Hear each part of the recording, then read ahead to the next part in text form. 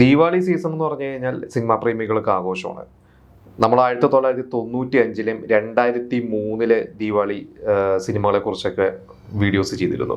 അപ്പോൾ ഇന്ന് ഞാൻ ഡിസ്കസ് ചെയ്യാൻ പോകുന്നത് 2000 ആ വർഷത്തെ ദീപാവലി റിലീസുകളെ കുറിച്ചാണ്.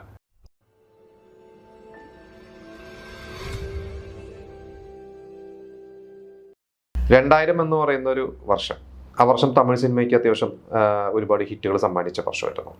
ആ ദീപാവലി സീസണിൽ അന്ന് പ്രധാനമായിട്ട് 4 സിനിമകളായിരുന്നു അന്ന് തിയേറ്ററിൽ റിലീസായത്. അതിലൊന്ന് നമ്മുടെ ഉലകനായകൻ കമലഹാസൻ്റെ തെന്നാലി, പിന്നെ വിജയുടെ പ്രിയമാണവളെ, പിന്നെ സീനു എന്ന് പറഞ്ഞൊരു സിനിമ, വാനവിൽ എന്ന് പറയുന്ന ഒരു സിനിമ. അങ്ങനെ മൊത്തം 4 സിനിമകളാണ് പ്രധാനമായിട്ട്. വേറെയും 1-2 കൊച്ചു സിനിമകളും കൂടി ഇറങ്ങിയിരുന്നു തോന്നുന്നു. എന്തായാലും ഈ ഒരു 4 സിനിമകളിൽ ശരിക്കും പറഞ്ഞാൽ അന്നൊരു വിന്നറായത് കമലഹാസൻ്റെ സിനിമ തന്നെയാണ്. അത് കമലഹാസൻ്റെയും വിജയുടെയും രണ്ടും ഒരേപോലെ അന്ന് അത്യാവശ്യം പ്രേക്ഷകർ സ്വീകരിച്ചെങ്കിലും തെന്നാലി ആയിരുന്നു ഒരു പടിക്ക് മുകളിൽ തമിഴ്നാട് കളക്ഷൻ എന്നുള്ളതാണ് റിപ്പോർട്ടുകൾ. അപ്പോൾ തെന്നാലി സിനിമയെക്കുറിച്ച് പറയുകയാണെങ്കിൽ നമുക്കറിയാം, അതിൽ ജയറാമിനാണ് അന്ന് സ്റ്റേറ്റ് അവാർഡ് കിട്ടിയത്. അന്ന് കമലഹാസനാണ് നായകനെങ്കിലും ഈക്വൽ റോളിൽ വന്ന ജയറാമിനാണ് അന്ന് തമിഴ്നാട് ഗവൺമെൻറ് ഒരു സ്പെഷ്യൽ ജൂറി അവാർഡ് അഭിനയത്തിന് കൊടുത്തത്. അത് വളരെ അപൂർവമായിട്ട് മാത്രമേ സംഭവിക്കാറുള്ളൂ. എനിക്ക് തോന്നുന്നു വേറെ ഒരു മലയാളി നടനും ഇതുപോലെ അവിടെ പോയിട്ട് മറ്റൊരു നടനോടൊപ്പം ഒരു സിനിമയിൽ ഈക്വൽ ഇമ്പോർട്ടൻസിൽ റോള് ചെയ്തിട്ട് അവാർഡ് വാങ്ങിയ വേറൊരു നടനില്ല മലയാളത്തിൽ. ആ ഒരു സിനിമയിൽ ശരിക്ക് ആ റോളിൽ മോഹൻലാലിനെയാണ് ആദ്യം ആ റോളിലേക്ക് വിളിച്ചത്. പിന്നെ മോഹൻലാലിൻ്റെ ഡേറ്റിനെ കുറച്ച് ഇഷ്യൂസൊക്കെ കാരണമാണ് മോഹൻലാൽ ചെയ്യാൻ പറ്റില്ല. പിന്നെയാണ് ജയറാമിന് പോയത്. അത് ഇന്നും നമുക്ക് ജയറാം കമലഹാസൻ കോമ്പോ എന്ന് പറഞ്ഞു കഴിഞ്ഞാൽ വേറെയും സിനിമകളൊക്കെ അവർ ഒരുമിച്ച് അഭിനയിച്ചിട്ടുണ്ടെങ്കിലും തെന്നാലി തന്നെയായിരുന്നു തെന്നാലി തന്നെയാണ് ഇന്നും നമ്മുടെയൊക്കെ മനസ്സിലുള്ളത്. ഇപ്പോൾ കെ എസ് രവികുമാർ എന്ന് പറയുന്ന ഹിറ്റ് ഡയറക്ടറാണ് തെന്നാലി സംവിധാനം ചെയ്തത്. അപ്പോൾ അദ്ദേഹം വന്ന് പടയപ്പ എന്ന് പറയുന്ന രജനീകാന്തിൻ്റെ സിനിമയുടെ ഒരു സക്സസിലൊക്കെ നിൽക്കുന്ന സമയത്താണ് രജനീകാന്ത് കെ എസ് രവികുമാറിൻ്റെ അടുത്ത് നമുക്കൊരു പ്രൊജക്റ്റ് ചെയ്യണം എന്ന് പറഞ്ഞ് കെ എസ് രവികുമാർ തന്നെയാണ് അത് പ്രൊഡ്യൂസ് ചെയ്തത്. ക്രേസി മോഹൻ എന്ന് പറയുന്ന ഒരു മികച്ച എഴുത്തുകാരനായിരുന്നു. അദ്ദേഹമാണ് അതിൻ്റെ ഡയലോഗ്സ് ഒക്കെ എഴുതിയത്. അദ്ദേഹം കെ എസ് രവികുമാർ കൂടിയാണ് സ്ക്രീൻ പ്ലേ ഡയലോഗ്സ്. അപ്പോൾ ക്രേസി മോഹനാണ് ഈ നല്ല ഹ്യൂമർ ഡയലോഗ്സ് ഒക്കെ എഴുതാൻ വളരെ കഴിവുള്ളതാണ്. അപ്പോൾ അതിന് വേണ്ടിയാണ് അദ്ദേഹത്തെ അങ്ങോട്ട് കൊണ്ടുവന്നതും ഇവർ രണ്ടുപേരും കൂടി എഴുതുന്ന ഒരു സ്ക്രിപ്റ്റും കാര്യങ്ങളൊക്കെ റെഡിയാക്കിയത്. പിന്നെ തെന്നാലി എന്ന് പറയുന്ന ഒരു പേര് എനിക്ക് തോന്നുന്നത് ഞാനിവിടെ വായിച്ചിട്ടുണ്ട്. രജനീകാന്താണ് ആ പേര് കെ എസ് രവികുമാറിന് സജസ്റ്റ് ചെയ്തത്. രജനീകാന്ത് കെ എസ് രവികുമാറും വളരെ അടുത്ത സുഹൃത്തുക്കളാണ്. അപ്പോൾ അങ്ങനെയാണ് ആ ഒരു സിനിമ സംഭവിച്ചത്. പിന്നെ ജ്യോതിക എന്ന് ശരിക്കും പറഞ്ഞാൽ അപ്കമിങ് ആർട്ടിസ്റ്റാണ്.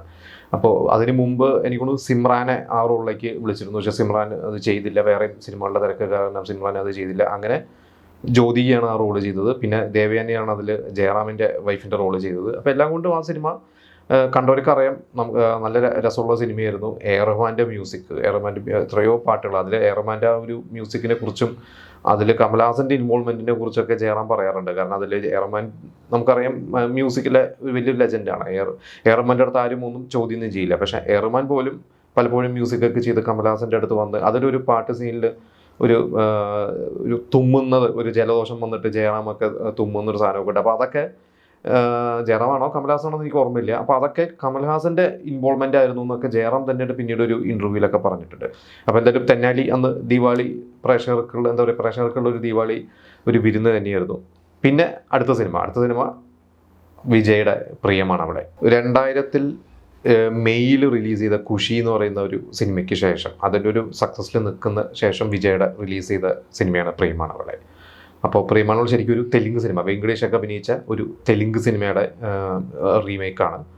ആ സിനിമയും അവിടെ അന്ന് ദീപാവലി സമയത്ത് വളരെ സക്സസ്ഫുൾ ആയിരുന്നു. ആ ഒരു സിനിമയെക്കുറിച്ച് പറയുകയാണെങ്കിൽ അതിൻ്റെ ഡയറക്ടർ സെൽവഭാരതി അതിന് മുമ്പും വിജയനെ വെച്ചിട്ട് സിനിമ ചെയ്തിട്ടുണ്ട്. അതിനുശേഷവും ചെയ്തിട്ടുണ്ട്, വസീകര എന്ന് പറയുന്നൊരു സിനിമയൊക്കെ ചെയ്തിട്ടുണ്ട്. അപ്പോൾ ഈ ഒരു സിനിമ ശരിക്കും ഒരു ഫീമെയിൽ ഓറിയൻറ്റഡ് എന്ന് പറയാം. അത് കുറച്ചുകൂടി ആ നായികയ്ക്കാണ് പ്രാധാന്യമുള്ളത്. അപ്പോൾ അന്ന് വിജയ്ക്ക് ആ സിനിമ ചെയ്യാൻ ആദ്യം ഒരു താല്പര്യക്കുറവുണ്ടായിരുന്നു. അന്ന് വിജയുടെ അച്ഛൻ എസ് എ ചന്ദ്രശേഖറാണ് അത് നിർബന്ധമായിട്ടും ചെയ്യണം എന്ന് പറയുന്നത്. എസ് എ ചന്ദ്രശേഖർ ഈ അടുത്ത് ഒരു ഇൻ്റർവ്യൂവിൽ അത് പറഞ്ഞതാണ്. കാരണം വിജയുടെ ഇതേപോലെ 1-2 സിനിമകളിൽ കഥ കേട്ടിട്ട് വിജയ്ക്ക് താല്പര്യക്കുറവ് വന്നപ്പോൾ എസ് എ ചന്ദ്രശേഖറാണ് പറഞ്ഞത് ഇത് ചെയ്യണം, ഇതെന്തായാലും ഷുവർ ഹിറ്റോ, ഒരു ഹിറ്റ് സിനിമയുടെ ഭാഗമാവണം എന്ന് പറഞ്ഞാൽ അദ്ദേഹത്തിൻ്റെ ആ ഒരു വിഷൻ തന്നെയാണ് ശരിക്കും വിജയനെ കുറേ നാളുകൾ വിജയ് സ്റ്റാർ ആയതൊക്കെ അദ്ദേഹത്തിന് വലിയൊരു പങ്കുണ്ട്.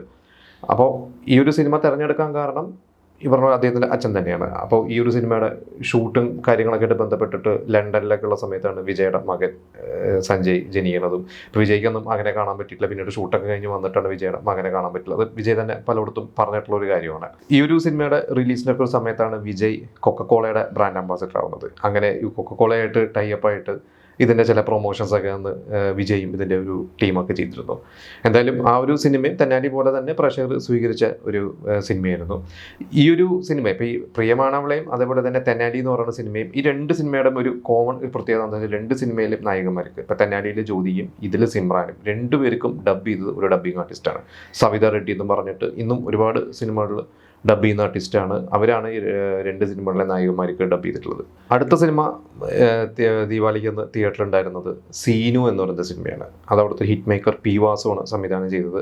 കാർത്തിക്കാണ് അതിലെ നായകൻ. അത് നമ്മുടെ മലയാളത്തിലെ 91 റിലീസ് ചെയ്ത ഭാരതം എന്ന് പറയുന്ന നമ്മുടെ ലാലേട്ടൻ്റെ സിബി മലി ലോഹിദാസിൻ്റെ കാലത്തെ മികച്ച സിനിമകളൊന്നായ ആ സിനിമയുടെ റീമേക്കാണ് സീനു. പിന്നെ മറ്റൊരു സിനിമ വാനവിൽ എന്ന് പറഞ്ഞ അർജുനും അഭിരാമിയും അഭിനയിച്ച സിനിമയാണ്. അത് അഭിരാമിയുടെ ആദ്യത്തെ തമിഴ് സിനിമയായിരുന്നു. ആ ഒരു സിനിമയ്ക്ക് ആ വർഷത്തെ സംസ്ഥാന അവാർഡുകൾ 4 സംസ്ഥാന അവാർഡുകൾ ആ വർഷം കിട്ടിയിരുന്നു. അതിലൊന്ന് പ്രകാശ് രാജിന് ഒരു അവാർഡ് ലഭിച്ചിരുന്നു. പക്ഷേ ഈ പറഞ്ഞ അർജുൻ്റെ സിനിമയും തരക്കേടില്ലാതെ അന്ന് തിയേറ്ററിലുള്ള സിനിമയായിരുന്നു. സീനു അത്ര വിജയമല്ലായിരുന്നു തോന്നുന്നു.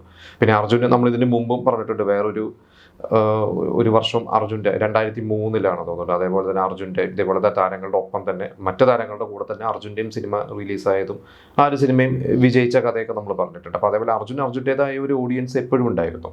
അപ്പോൾ എന്തായാലും ദീപാവലിക്ക് അന്ന് ഉലകനായകനും വിജയും ഒരുമിച്ച് വന്ന് എന്ന് പറയുന്നത് തന്നെയായിരുന്നു അന്നത്തെ ഒരു വിരുന്ന്. ഇപ്പോൾ 25 വർഷമായി 2000-ലാണ് ആ ഒരു സിനിമ തിയേറ്ററിൽ ഇറങ്ങിയത്. ഇപ്പോൾ 2025 ഇപ്പോൾ ദീപാവലി വരാൻ പോകുന്നു. അപ്പോൾ എന്തായാലും ഈ ദീപാവലിയുമായി ബന്ധപ്പെട്ടിട്ടുള്ള സിനിമകളൊക്കെ തമിഴ് സിനിമകൾ തിയേറ്ററിൽ റിലീസായിട്ടുണ്ട്.